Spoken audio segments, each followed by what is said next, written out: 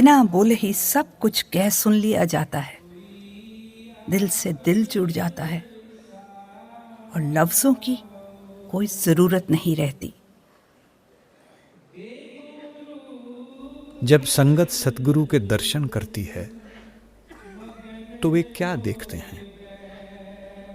महाराज सावन सिंह जी ने एक बार कहा था, सच्चा सतगुरु परमात्मा का प्रेमी होता है। उसके अंदर सच्चे प्रेम की असीम तरंगें होती हैं। उसे प्रेम करने से हमें मालिक से प्रेम पैदा करने का सबसे बड़ा साधन मिल जाता है। दरअसल यही दर्शन है, बस वो ही होता है। जब तक दो हैं वो नहीं, जब एक होता है तो वो ही एक होता है। हुजूर महाराज जी अक्सर कहा करते थे कि प्रेमी की प्रीतम को देखते रहने की बेबसी का नाम दर्शन है।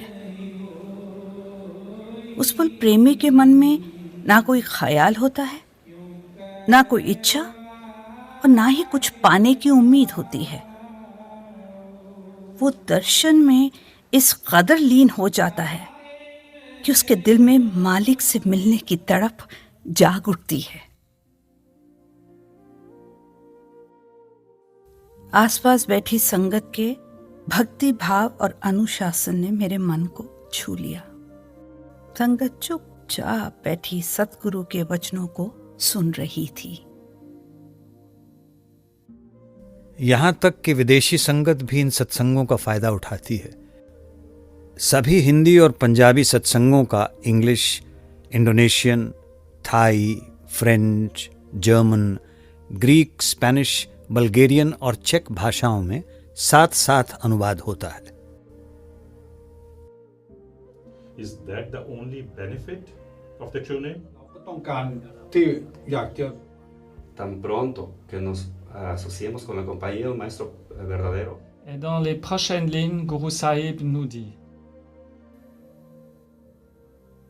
सतगुरु ने 1.5 घंटे तक बड़े आसान लफ्जों में संत मत के उसूलों के बारे में समझाया। उनका सत्संग बहुत भावपूर्ण था। उनका कहा हर लफ्ज हमें अपने असली मकसद की याद दिला रहा था।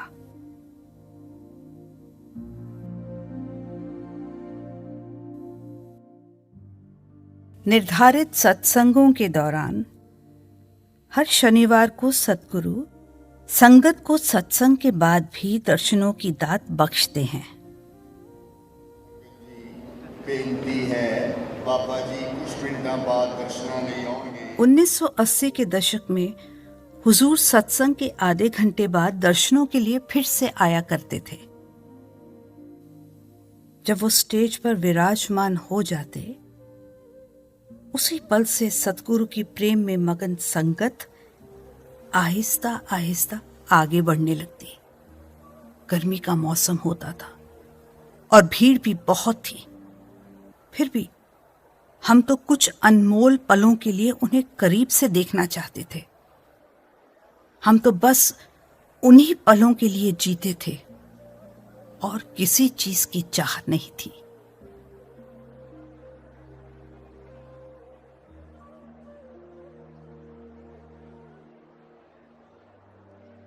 हुजूर के चोला छोड़ जाने के बाद भी कई सालों तक यही सिलसिला जारी रहा। फिर जब मौजूदा सतगुरु ने देखा कि संगत बहुत तेजी से बढ़ रही है, तो उन्होंने इस प्रबंध को बदल दिया। इससे जाहिर था कि वे अपनी प्यारी संगत को दर्शनों के लिए इतनी तकलीफ उठाते हुए नहीं देख पा रहे थे। तो उन्होंने वही किया जो हमेशा से करते आए हैं। उन्होंने संगत की तकलीफ को दूर कर दिया। अब बजाय इसके कि संगत उनके पास जाए, वे खुद संगत के पास आते हैं। अब शनिवार को सत्संग के तुरंत बाद सद्गुरु खुली कार में बैठकर हर आत्मा की प्यास बुझाते हैं। हर ब्लॉक में, हर चेहरे पर नजर डालते हैं। अपार प्रेम के इस प्रवाह को देखकर हर कोई ये सोचने पर मजबूर हो जाता है कि प्रेमी कौन है और प्रीतम कौन है।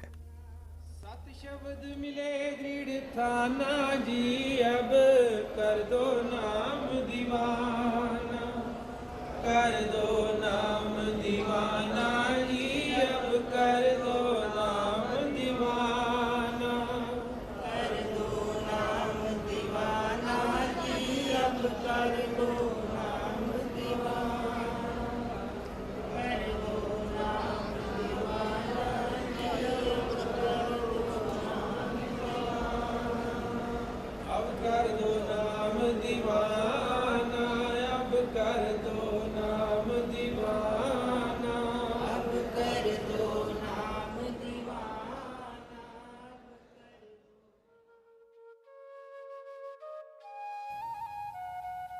एक दिन सुबह सत्संग के बाद मैंने लोगों को लंबी कतार में खड़े हुए देखा। शायद हजारों की तादाद में होंगे। मुझे बाद में पता चला कि वो लोग नामदान की अर्जी के लिए आए थे और इंटरव्यू का इंतजार कर रहे थे। नामदान कोई रीत या रस्म नहीं है। नामदान के वक्त शिष्य को दुनिया में रहते हुए अपनी दुनियावी जिम्मेदारियों को निभाते हुए परमात्मा की पहचान करने का तरीका समझाया जाता है। नामदान शिष्य की जिंदगी में एक अहम मोड़ है। नामदान मिलने के बाद हर कदम पर सद्गुरु की रहनुमाई होती है और शिष्य के रूहानी सफर की असल में शुरुआत हो जाती है।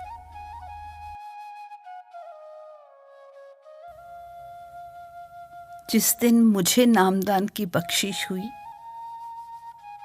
उस दिन की याद हमेशा मेरे दिल में बनी रहेगी।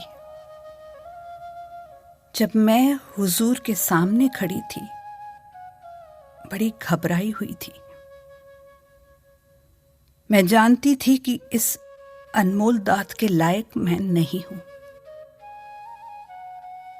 मुझे लगा जैसे उन्होंने सीधे मेरी आत्मा में झांका हो और फिर उन्होंने मुझे स्वीकार कर लिया। वो मेरी जिंदगी का सबसे खुशगवार लम्हा था।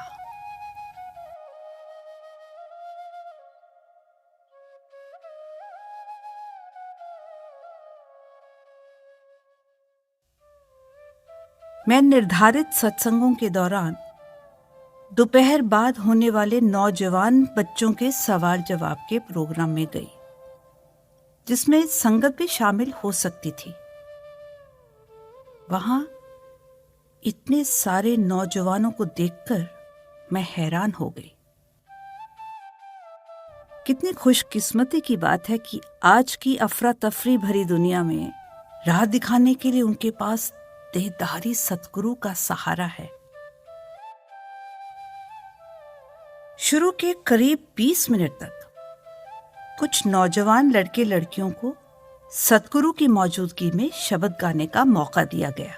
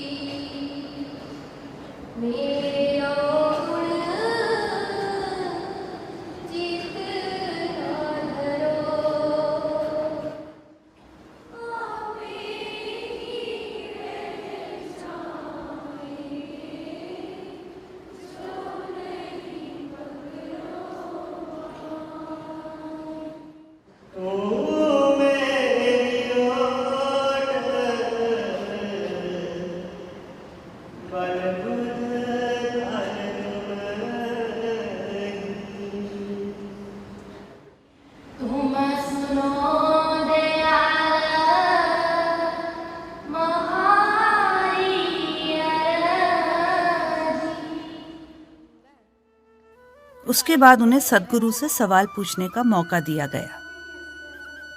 कुछ सवाल जवाब तो दिल को छू लेने वाले थे, कुछ हंसी मजाक से भरे थे। सतगुरु और नौजवानों के बीच हंसी और प्यार ने एक रिश्ता कायम कर दिया। संगत का मन खिल उठा। ਆਪਾਂ ਜਿੱਦਾਂ ਸੇਵਾ ਕਰਦੇ ਆ ਤੇ ਤੁਸੀਂ ਕਹਿੰਦੇ ਨਿਸ਼ਕਾਮ ਹੋ ਕੇ ਕਰਨੀ ਚਾਹੀਦੀ ਆ, ਕੋਈ ਫਲ ਦੀ ਉਮੀਦ ਨਹੀਂ ਰੱਖਣੀ ਚਾਹੀਦੀ ਆ। ਬਟ ਬਾਬਾ ਜੀ ਥੋੜੇ ਬਹੁਤੇ ਦੇ ਡਿਜ਼ਾਇਰ ਹੁੰਦੇ ਹੀ ਆ ਬੰਦੇ ਦੇ, ਸਾਰਿਆਂ ਦੇ ਹੁੰਦੇ।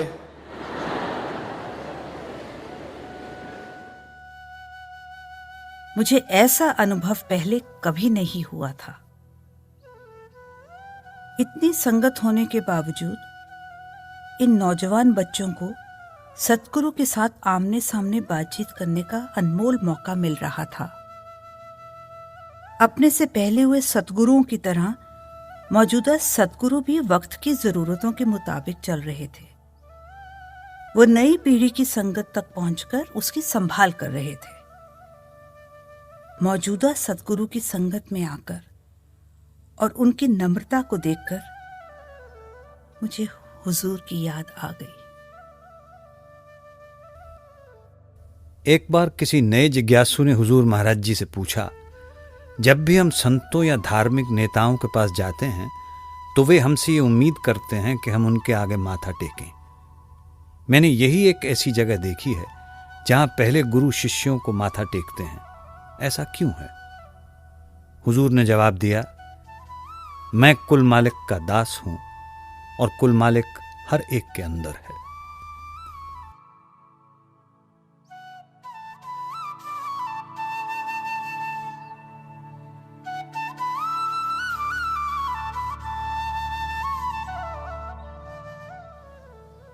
निर्धारित सत्संगों के दौरान हफ्ते में कुछ दिनों के लिए दोपहर में पंडाल का एक हिस्सा छोटे से सिनेमा हॉल में तब्दील कर दिया गया।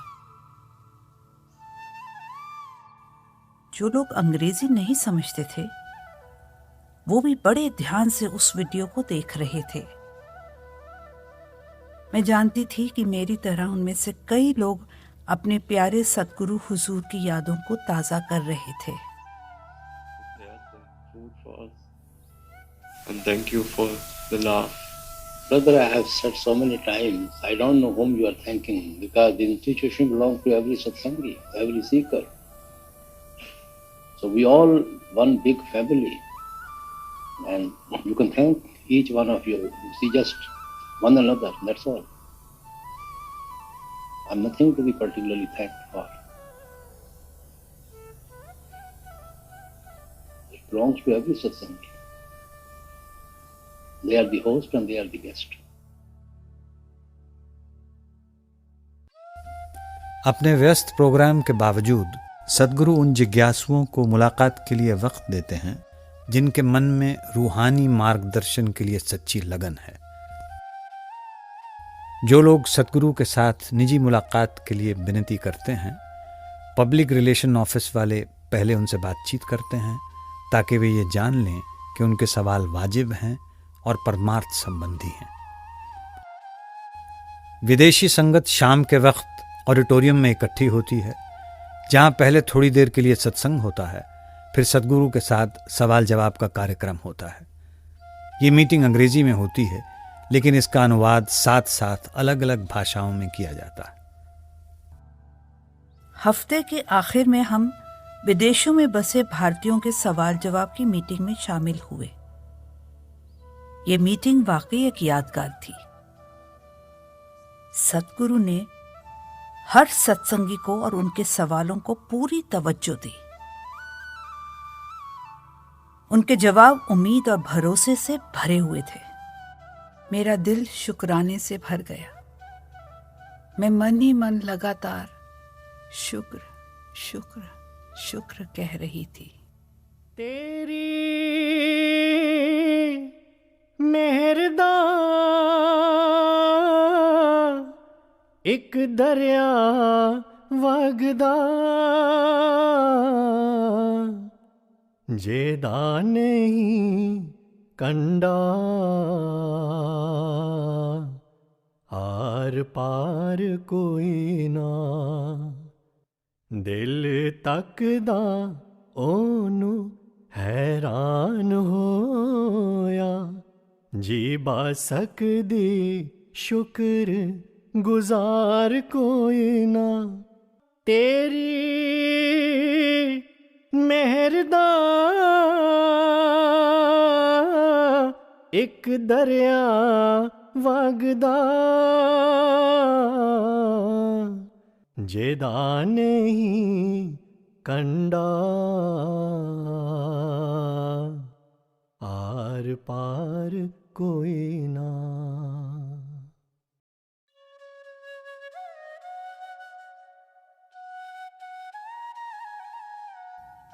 डेरे का हर पहलू सत्संगी की आदर्श रहने की मिसाल है।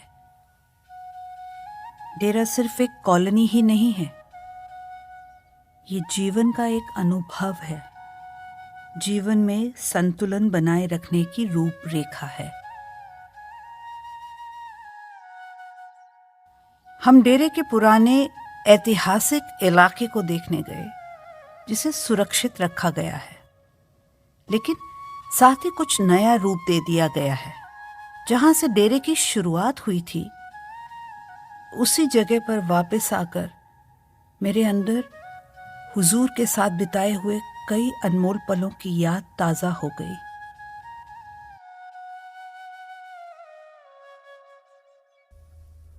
उन दिनों में डेरे में कुछ ही इमारतें थीं। बड़े महाराज जी की कोठी के बाहर थोड़ी ही दूरी पर एक गेट हुआ करता था और सारा डेरा उस गेट के अंदर ही था। मुझे याद है कि उन दिनों ये सड़क पक्की नहीं थी, इसके ऊपर पत्थर की बजरी बिछी होती थी। उन दिनों महाराज जी पैदल ही सत्संग जाया करते थे। हम बच्चे पहले तो दर्शन के लिए महाराज जी की कोठी के बाहर खड़े हो जाते। जब महाराज जी अपने साथ चल रहे लोगों से बातचीत करते हुए आगे चले जाते तो हम दौड़कर और आगे निकल जाते, फिर दौड़कर सत्संग घर जाकर या किसी और जगह खड़े होकर दोबारा दर्शन करते। और यहीं बाहर जहाँ पुरानी लाइब्रेरी हुआ करती थी, वहाँ एक छोटी सी जगह थी। मुझे याद है कि मैं बचपन में वहीं बैठकर हुजूर का सत्संग सुना करता था। इसलिए आप सोच ही सकते हैं कि उन दिनों संगत 150 या 200 के करीब हुआ करती थी। इस छोटी सी जगह पर हुजूर बैठकर सत्संग फरमाया करते थे, और अगर संगत ज्यादा होती तो सत्संग बड़े सत्संग घर में होता था।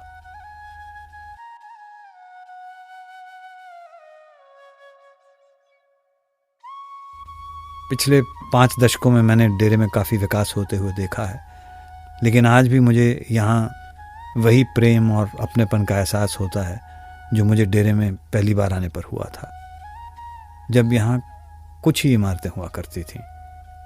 यकीनन ये सब यहाँ के संतों की लगातार हो रही दया मेहर का ही नतीजा है।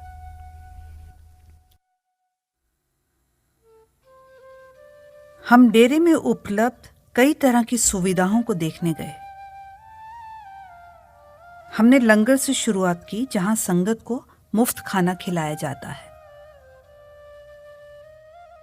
बाबा जयमल सिंह जी महाराज कहा करते थे, संत जहां कहीं भी अपने रहने की जगह बनाते हैं, उनको वहां संगत के लिए कोई ना कोई लंगर भी चलाना पड़ता है, क्योंकि खाने के बगैर लोगों का गुजारा नहीं हो सकता।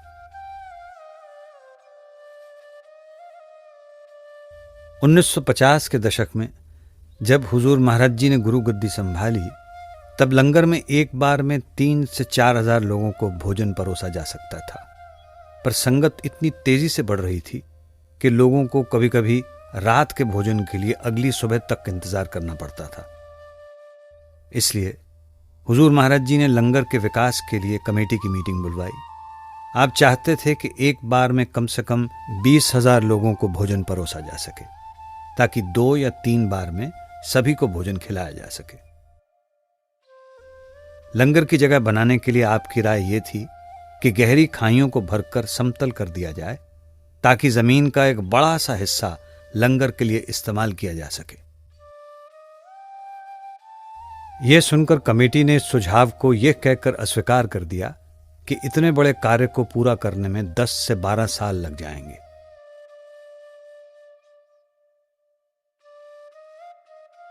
लेकिन हुजूर को इसकी फिक्र नहीं थी कि इस कार्य को पूरा करने के लिए कितना समय लगेगा। आपको तो सिर्फ संगत की सुविधा की चिंता थी।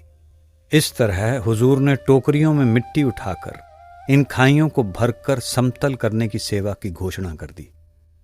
जल्दी ही यह सेवा मिट्टी की सेवा कही जाने लगी। पहले कुछ दिनों में सेवा इतनी धीरे चल रही थी कि ऐसा लग रहा था मानो इस काम को पूरा करने के लिए 10 साल भी कम पड़ेंगे। पर हुजूर महाराज जी खुद सेवा की जगह पर लगातार आने लगे और आपकी मौजूदगी ने सबको बहुत प्रेरित किया। ज्यादा से ज्यादा सेवादार बड़े उत्साह से इस सेवा के लिए आने लगे। कई बार तो ऐसा भी होता कि मिट्टी की सेवा पर करीब 10,000 सेवादार भी हो जाते थे। कहावत है कि प्रेम पर्वत को भी हिला देता है, और ऐसा ही कुछ डेरे की मिट्टी की सेवा के दौरान हुआ। इसी प्रेम ने धीरे धीरे मिट्टी की टोकरियों से 2 साल से भी कम समय में टीलों को समतल करके खाइयों को भरकर लंगर के लिए मैदान तैयार कर दिया।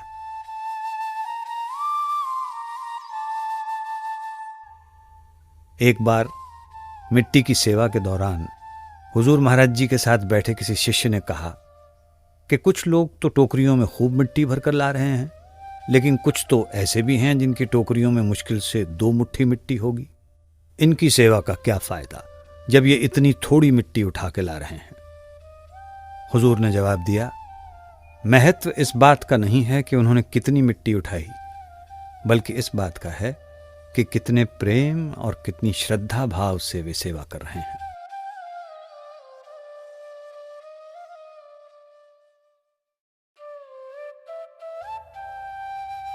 इस सेवा में संगत ने अपने हाथों से 1 साल में 40 से 50 लाख क्यूबिक फीट मिट्टी को हटाकर जमीन को समतल किया था।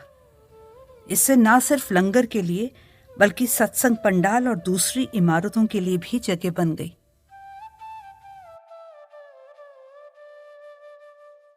सदगुरु इस काम को आसानी से पूरा करने के लिए बड़ी बड़ी मशीनें मंगवा सकते थे, पर वो हम सभी को सेवा का मौका देना चाहते थे। सभी ने मिलजुल कर सेवा की। सतगुरु की सेवा में हम सब एकजुट होकर एक ही परिवार की तरह हो गए। सचमुच ये एक अनोखा एहसास था। आज मैं खुद अपनी आंखों से देख रही हूं कि हुजूर की दया मेहर से कितनी तरक्की हुई है। आपने प्रेम भाव से सेवा करने की जो प्रेरणा हमें दी, ये उसी का नतीजा है। इस जमीन पर मानो हम सब अपना दिल छोड़ आए थे, और मैं बहुत शुक्रगुजार हूं कि उन्होंने मुझे इस सेवा का मौका दिया। किसी बुजुर्ग सत्संगी ने मिट्टी की सेवा की तुलना हमारे भजन सिमरन से करते हुए कहा, जिस तरह मिट्टी से भरी बेअंत टोकरियों से एक दिन गहरी खाई भरी जा सकती है, उसी तरह भजन सिमरन में बिताए हुए हर पल से हमारे मन में कुल मालिक का प्यार बढ़ता जाता है, और एक दिन हमारे दिल की बंजर धरती सुंदर बागीचे में बदल जाती है और परमात्मा के रहने लायक हो जाती है।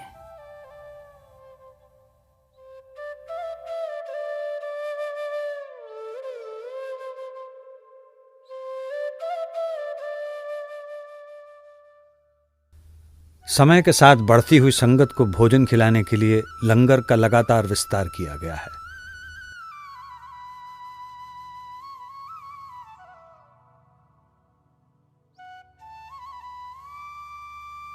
आज लंगर 48 एकड़ जमीन पर फैला हुआ है।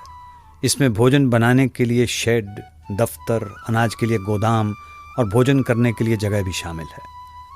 यहाँ साल भर हर रोज बिना कोई कीमत लिए भोजन परोसा जाता है।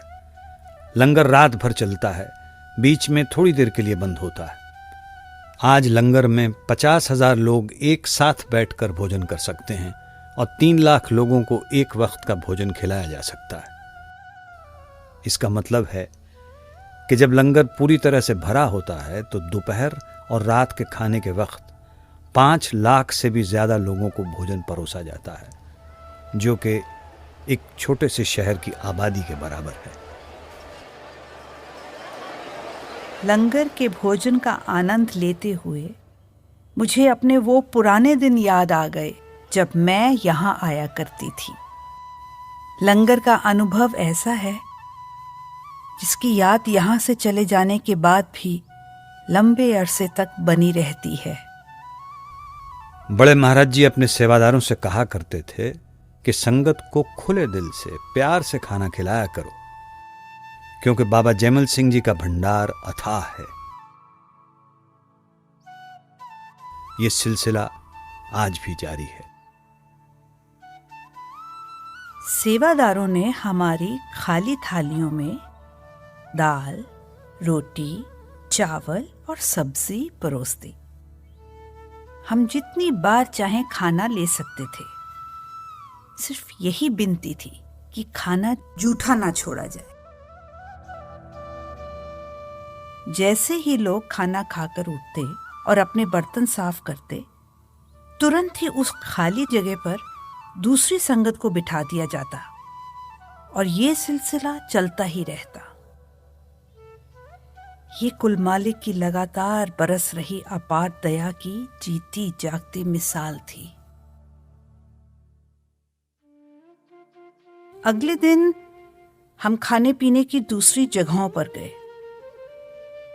मुझे याद आया कि जब सबसे पहले भोजन भंडार शुरू हुआ तो हम बच्चे कितने खुश हुए थे। हमारे बचपन के दिनों में यहाँ चाय पानी और नाश्ते के लिए सिर्फ 3 दुकानें हुआ करती थी। फिर बहुत बढ़िया भोजन भंडार खुल गया था, जहां सुबह का नाश्ता, दोपहर और रात का भोजन मिलने लगा था।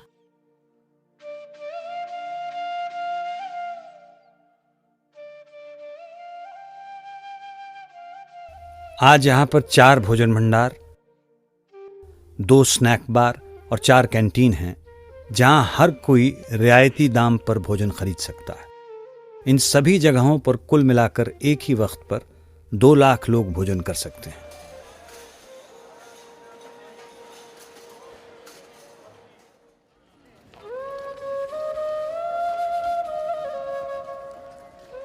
सभी सद्गुरुओं का संगत की अकोमोडेशन की तरफ खास ध्यान रहा है।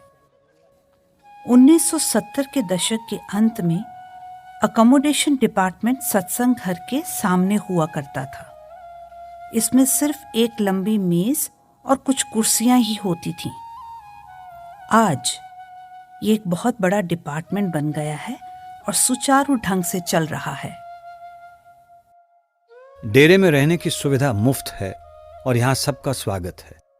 एकोमोडेशन डिपार्टमेंट सारा साल 24 घंटे खुला रहता है। दुनिया भर के सेंटरों से यहां रिहाइश की अर्जी कंप्यूटर से भी भेजी जाती है। डेरे में रहने के लिए कई किस्म का इंतजाम है। जितनी तेजी से रहने का इंतजाम किया जा रहा था, उससे कहीं ज्यादा तेजी से संगत बढ़ती जा रही थी। इसी वजह से बड़ी बड़ी सराय और शेड बनाए गए ताकि संगत को ठहरने की जगह मिल सके। सराय में 18,000 लोग ठहर सकते हैं और शेडों में 81,000 लोगों के सोने की जगह है। हर रहने की जगह पर एक प्रोविजन स्टोर और डिस्पेंसरी है। पिछले कुछ सालों में कई हॉस्टल बनाए गए हैं, जिनमें 5,000 से भी ज्यादा संगत ठहर सकती है।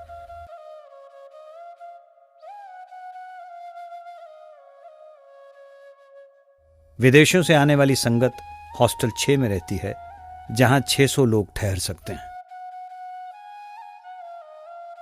उनके लिए भोजन हॉस्टल 6 की रसोई में ही तैयार किया जाता है। यहां ठहरने वाली संगत अगर सेवा करना चाहे तो बड़े शौक से इसी हॉस्टल में सेवा कर सकती है। उस शाम मेरी मुलाकात कुछ विदेशियों से हुई। मैंने उनसे पूछा कि डेरे के बारे में उनकी क्या राय है। I think as a seeker, satsangi, you never feel quite at home anywhere in the world. There's something about Dera in that way, that there's no other place in the world like that. you're around brothers and sisters that you have so much in common with. We have this same, you're well aware we have that same Father, and we're in his home, if you will, at his feet. Everywhere you go, you greet everybody, Radhaswami, and instantly there's this connection that you have with them, and our connection is that love for the Master and that becoming one with the divine. I think very wonderfully someone had asked Babaji, why is it that you allow us to come to the Dera? And he said that it is to actually see the love, to see the Sangat, to see the people, how they share and give through seva and their quality of devotion. And by seeing that, he said, then you too, can learn to live your life with that devotion. I think Babaji said once that you get what you come to Dera for.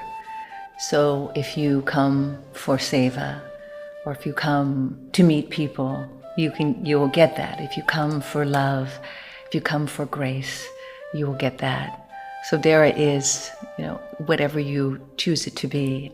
Another incident that really affected me too was there's a couple of staircases here. You would be going behind some BBGs, some older women, and it was so hard for them to place one foot, to the next step and the next step. But with each step, you could hear them whispering, Shukriya Ji, Shukriya Ji, thank you, God, thank you, God. And it was just, again, that reminder to feel grateful for everything. Everything we have is due to him. And where would we be without his grace?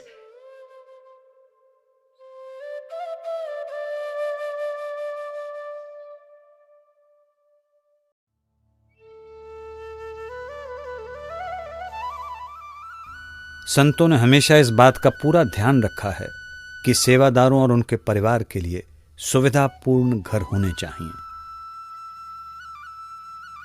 1960 के दशक में बने हुए घरों की देखरेख मुश्किल हो गई थी, इसलिए आधुनिक सुविधाओं वाले घर बनाए जा रहे हैं, जिनमें यहां रह रहे 7,000 लोगों के लिए और बेहतर सुविधाएं दी गई हैं।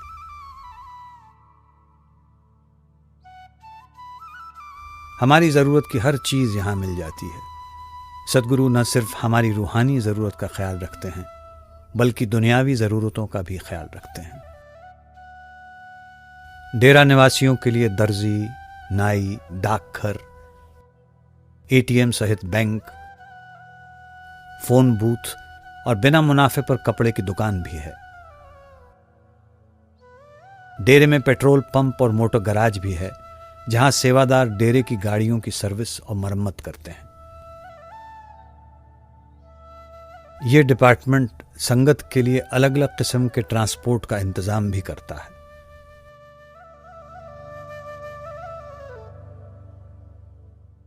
डेरे के अंदर शमशान घाट और अस्थियां प्रवाह करने की जगह भी है। डेरे का अपना वाटर सप्लाई का प्रबंध है। नाली नालों के पानी को स्वच्छ करने का प्लांट भी है। यहाँ बिजली का सब स्टेशन है और ज़रूरत पड़ने पर जनरेटर का इस्तेमाल किया जाता है। हाल ही में बड़े सत्संग शेड की छत पर 21 एकड़ के फैलाव में सोलर पैनल लगाए गए हैं। सेवा समिति बिल्डिंग में खोया पाया सेक्शन है। उसके पास ही सिक्योरिटी डिपार्टमेंट है, जहां से सेवादार संगत की सुरक्षा की निगरानी करते हैं।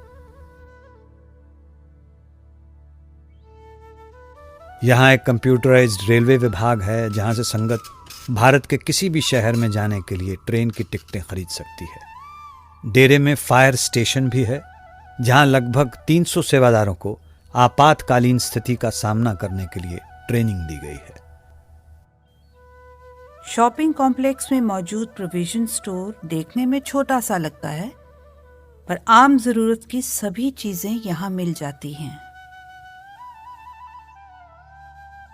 सेंट्रल स्टोर का काम है अलग अलग विभागों की जरूरत का सामान मंगवाना, गोदाम में रखना और उसकी सप्लाई का इंतजाम करना।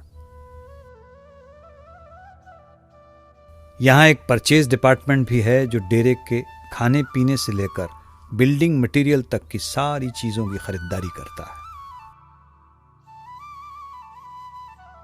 किताबें और ऑडियो वीडियो स्टॉल से संतमत की किताबें, सवाल जवाब की सीडीज, सत्संग की डीवीडीज और हमारे सतगुरुओं की फोटो खरीदी जा सकती है। मुझे बताया गया कि संतमत की करीब 90 किताबें अंग्रेजी में हैं और उससे भी कई ज्यादा हिंदी और पंजाबी में। हुजूर हमेशा हमें संतमत की किताबें पढ़ने की प्रेरणा देते थे। वो कहा करते थे कि इनके जरिए हम अपने भजन सिमरन की फसल के इर्द गिर्द एक बाड़ बना सकते हैं। प्रकाशन विभाग में पिछले कुछ सालों से काफी विकास हुआ है। यहाँ पर देश विदेश से आए सेवादार संतमत की शिक्षा पर पुस्तकें प्रकाशित करने के लिए मिलजुल कर सेवा करते हैं। विदेशों में जिज्ञासुओं की बढ़ती हुई संख्या को देखते हुए संतमत की किताबें अब 44 भाषाओं में छापी जा रही हैं।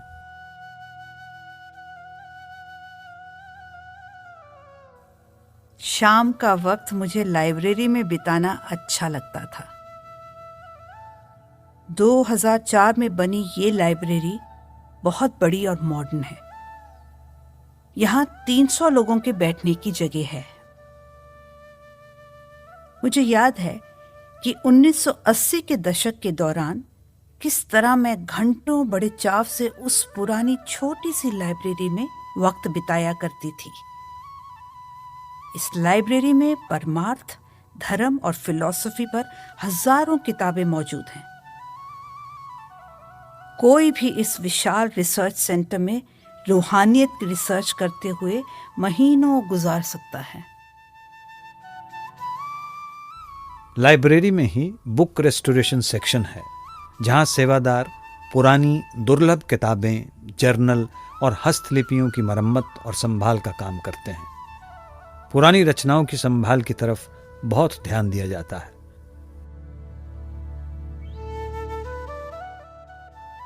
इसके आगे आर्काइव्स विभाग है, जहां पुराने और कीमती दस्तावेजों को संभाल कर रखा जाता है।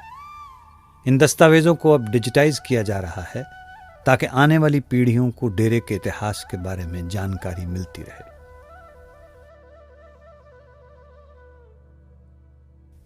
यहाँ एक रीडिंग रूम भी है, जहाँ संगत के लिए अखबार, मैगजीन्स और संतमत की किताबें उपलब्ध हैं।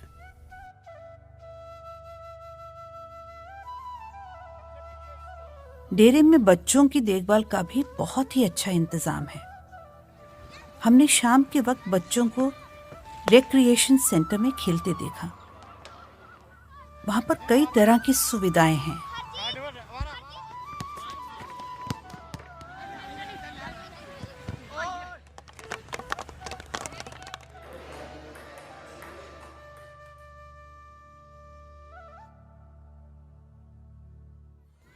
बच्चों को खेलते हुए देखकर मैं उनकी पढ़ाई के बारे में सोचने लगी।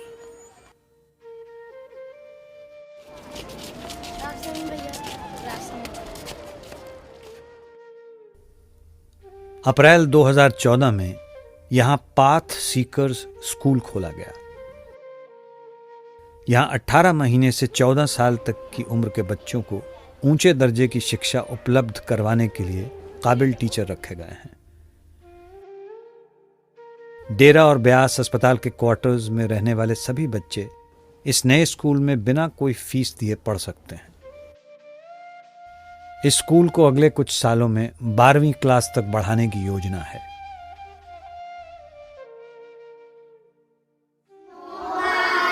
Wonderful. Snow White was very beautiful. Everyone loved her. But you know, something sad happened. The queen died. हमने लेमन जूस ऐड करना, क्या करना है? Lemon juice. We have to add lemon juice. What are your plans? Good. Very good. Please help us. मनींदर हमारी मदद करोगे ये turnip निकालने में? तो आप वहाँ पे हमको पुल करो। आप किसी के पीछे खड़े हो जा। मनींदर, हाय। अभी Maninder pull, Kitty pull. What is this? Car.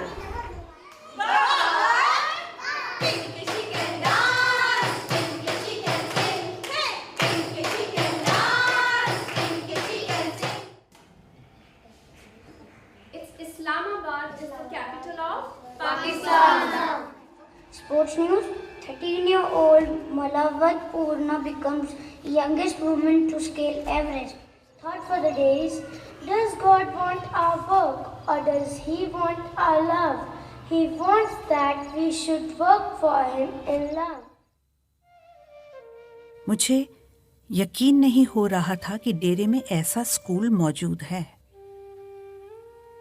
यहाँ बच्चों को ना सिर्फ आधुनिक शिक्षा दी जा रही है, बल्कि उन्हें जिंदगी के जरूरी पाठ भी पढ़ाए जाते हैं, जैसे दूसरे लोगों का ख्याल रखना, वातावरण की देखभाल करना, परिवार, स्कूल और समाज में सबका आदर सत्कार करना।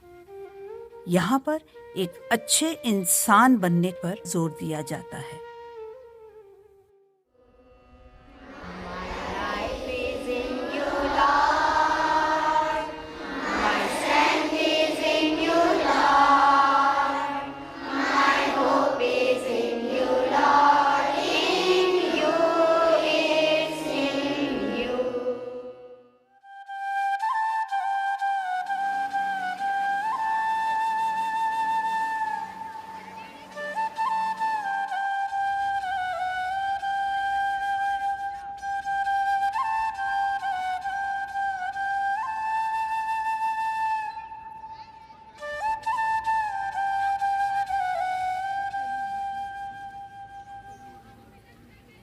डेरे में बुजुर्ग और रिटायर हो चुके सेवादारों के लिए एक अलग हॉस्टल है। आज के दौर में अक्सर बुजुर्गों का इतना ध्यान नहीं रखा जाता, कभी कभी तो उनकी बिल्कुल परवाह नहीं की जाती, लेकिन डेरे में ऐसा नहीं है।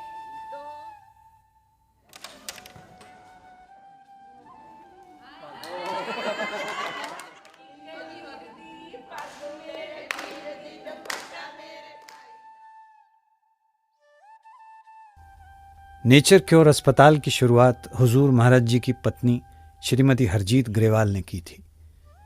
यहाँ डेरे के निवासियों को नेचुरोपैथी यानी प्राकृतिक चिकित्सा दी जाती है।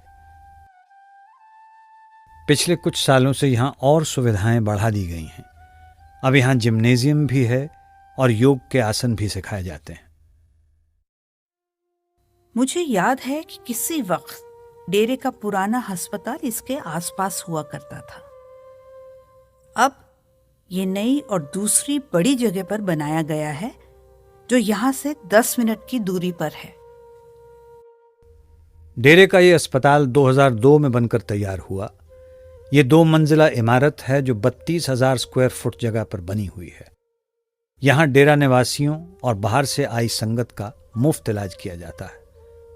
निर्धारित सत्संगों के दौरान हर रोज करीब 4,000 मरीज इस अस्पताल में इलाज के लिए आते हैं। मरीज अपनी मर्जी के मुताबिक एलोपैथिक या होम्योपैथिक इलाज करवा सकते हैं। यहां फिजियोथेरेपी और दांतों के इलाज की सुविधा भी है। अक्सर ये कहा जाता है कि प्यार से की गई देखभाल मरीज की सबसे बेहतरीन दवा है।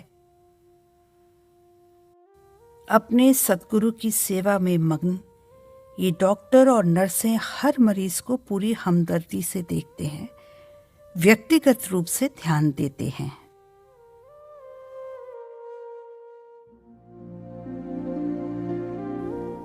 डेरे के सेवादार, उनके परिवार और पक्के तौर पर डेरे में रहने वाले लोगों के लिए हर साल 1 हफ्ते का मेडिकल कैंप लगता है।